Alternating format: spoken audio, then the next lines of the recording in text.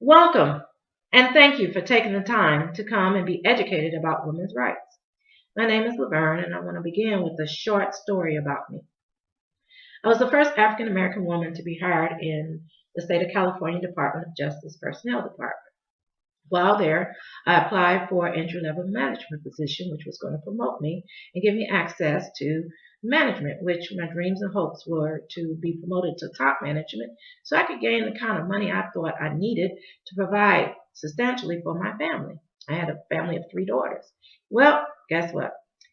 Even though I tested well, qualified, and made first on the list, I was denied that promotion.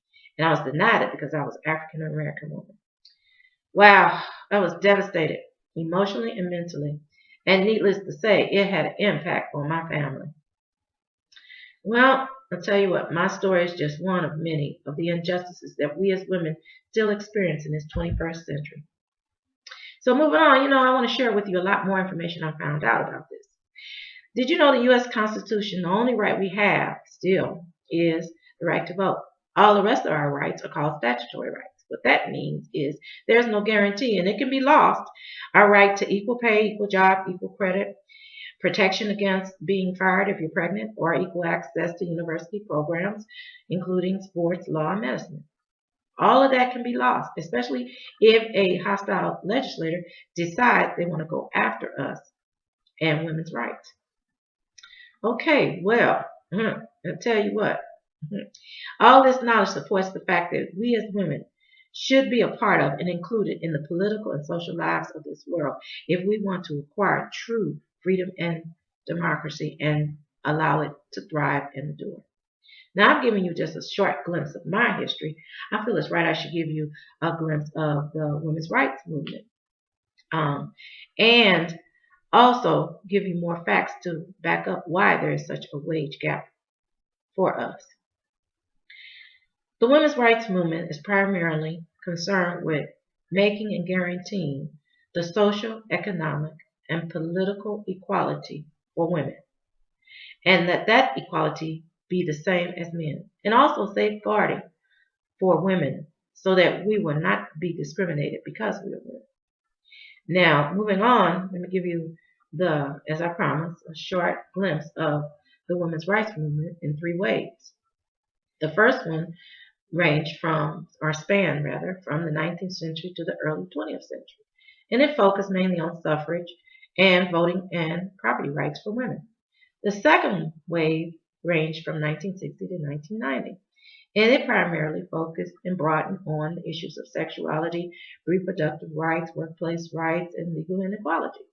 We're now in what is the third wave. And the biggest challenge for this wave is our economic equality for women.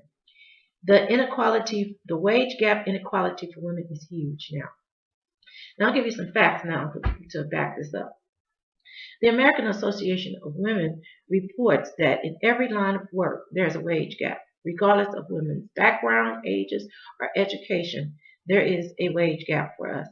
And additionally, National Organization of Women reports that we as women make less than men.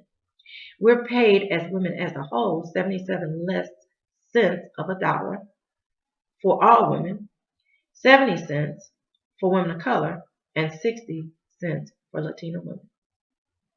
Now, speaking of women of color, what I found out further was the Center for American Progress says that women of color experience a greater inequality.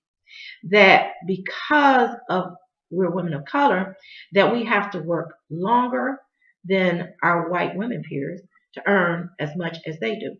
And equally, we have to work even longer to match the income the white men. Take a breath on that. The center says that impacts of families of colors, and the impact hinders the accumulation of wealth for families of color, and the consequences are long term. The laws must be enacted to close this wage gap because you know what? Right now, the majority of women make up the poverty for this country. That's right. The majority of people in poverty are women. Shouldn't be, should it? Do you know what you can do? Well, let me tell you. Raise your voice collectively and individually. And write or call your Congress. Tell them to pass the Equal Rights Amendment, guaranteeing all rights for us women. And tell them it's time to pass the Paycheck Fairness Act so that it makes equal pay for us women. And last but not least, we as women have to self-empower ourselves. We have to work on our internalized oppression. Because once we find and know who we truly are, we'll be able to emerge our true voices, and we will be able to work against the oppressions that we face daily. We'll be able to build healthy relationships in our families, our organizations, and our workplaces. And men, please join us, be our allies, so that we can all work across our differences and build a solidarity movement where we can all attain what we so dream of in this world, in this United States, that we'll all be treated equally. We'll all be able to earn the kind of income that we all so deserve, and that we as women can provide for our families like we want to. We'll be able to provide the kind of clothing, feed them like we want to, feed our children like we want to, educate, get the right education they want, and we'll get what we so deserve. I hope I have enlightened you with this education and information I've shared, and I appreciate you for taking the time to listen. Thank you.